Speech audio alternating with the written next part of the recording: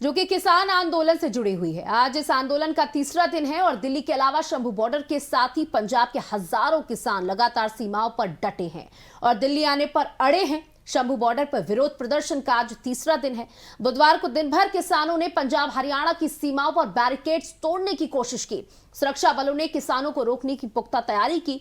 पंजाब में किसानों ने रेलवे ट्रैक बाधित कर दिया, जिसके बाद कई ट्रेनों को भी रद्द करना पड़ा। वहीं इस बीच किसान नेताओं ने केंद्र सरकार से बातचीत के प्रस्ताव को स्वीकार कर लिया है। वहीं आज शाम 5 बजे यानी कुछ ही देर बाद चंडीगढ़ में तीसरे राउंड की बातचीत होगी। इस बातचीत के दौरान केंद्र सरकार की तरफ से कृषि मंत्री अर्जुन मुंडा, वाणिज्य और उद्योग मंत्री पीयूष गोयल, गृह राज्य मंत्री नित्यानंद राय शामिल होंगे।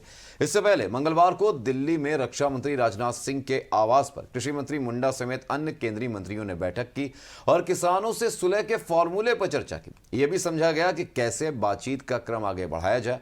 उसके बाद यह तय हुआ कि किसानों से तीसरे राउंड की बातचीत की जाएगी। किसानों को मनाने की कोशिश की जाएगी। सरकार ने किसानों की 10 मांगें मान ली हैं। 3 मांगों पर फिलहाल बात अटकी है। बता दें कि फिलहाल किसानों ने स्पष्ट कर दिया है कि वो बिना समाधान के पीछे नहीं हटेंगे।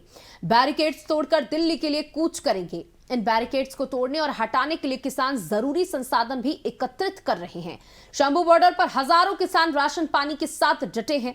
वहीं पंजाब किसान मजदूर संघर्ष कमेटी के महासचिव सरवन सिंह पंडेर का कहना है कि वो आज पूरी तरीके से सकारात्मक मूड में बैठक में शामिल होने जा रहे हैं और उन्हें पूरा विश्वास भी है कि इस बैठक से कोई ना कोई सकारात्मक समाधान जरूर निकलेगा। बिल्कुल, लेकिन अब सवाल यह है कि क्या बातचीत से इसका हल निकलेगा, क्योंकि सरकार की तरफ से कहा जा रहा है कि बातचीत के जरिए ही मसले का हल निकालेंगे। सरकार का यह भी कहना है कि 13 में से 10 मांगे स्वीकार कर ली गई हैं। 3 मांगों को मानने के लिए कुछ वक्त चाहिए। इन तीनों को लेकर ही फिलहाल पेच फंसा हुआ है और सरकार के लिए दुविधा है, क्योंकि सभी राज्यों से बात करनी होती है। सरकार जरूर चाहती है कि इन मांगों पर आगे बढ़ा जाए, लेकिन समय की सीमा है। किस तरह से मांगों को पूरा किया जाए, इसके लिए सरकार को समझने के लिए वक्त की जरूरत है। बिल्कुल, देखिए पिछली बार भी अगर बात करें जब किसान आंदोलन चल रहा था, उसमें भी कुछ ऐसे पॉइंट्स रह गए थे जिस पर किसान अड़े हुए थे। सरकार भी अपनी बात पर अड़ी हुई थी कि वो पीछे नहीं हटेगी और किसानों ने ठान लिया था कि वो भी पीछे नहीं हटेंगे और महीनों का संघर्ष देखने को मिला था। कई किसानों और पुलिस के बीच में भिड़ंत भी देखी गई थी और इस बार भी स्थितियां वैसी ही उत्पन्न हो रही। कहीं ना कहीं 10 में से कई मांगों को मान लिया गया कि जो 3 प्रमुख मांगे हैं वो अभी भी बरकरार हैं। सरकार का कहना है कि इस पर बातचीत करेंगे, हल निकालें, लेकिन किसानों का कहना है कि बातचीत तो करेंगे, लेकिन अगर हमारी मांगे नहीं मानी जाती है तो हम यूं ही डटे रहेंगे। इससे पहले कृषि मंत्री मुंडा ने कहा था कि जल्दबाजी में एमएसपी पर कानून नहीं बनाया जा सकता। बातचीत के जरिए मसले को सुलझा लिया जाएगा। लेकिन इन सब के बीच किसान नेता जगजीत सिंह ढल्लेवाल का एक ऐसा वीडियो सामने आया जिससे इस पूरे आंदोलन में षड्यंत्र की बू आ रही है।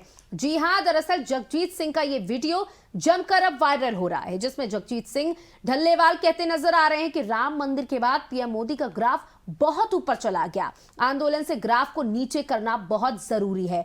सुनाते हैं आपको ढल्लेवाल ने क्या कुछ कहा। मोदी का ग्राफ बहुत मंदिर के करके ऊपर चढ़ गया, वो नुकसान है। वो ਇਹਦਾ ग्राफ डाउन किवें आ सकता है। मैं बहुत बारी जो मैं पिंडां ਦੇ ਵਿੱਚ ਤਿਆਰੀਆਂ ਕਰਾਉਂਦਾ ਫਿਰਦਾ ਸੀ, ਬਹੁਤ ਵਾਰੀ ਲੋਕਾਂ ਨੂੰ ਇਹ ਕਹਿੰਦਾ ਸੀ ਕਿ ਮੌਕਾ ਬੜਾ ਥੋੜਾ ਹੈ, ਗ੍ਰਾਫ ਉਹਦਾ ਬੜਾ ਉੱਚਾ ਚੜਿਆ ਹੋਇਆ, ਦਿਨ ਸਾਡੇ ਕੋਲੇ ਥੋੜੇ ਆ। ਕੀ ਅਸੀਂ ਇਹਨੇ ਥੋੜੇ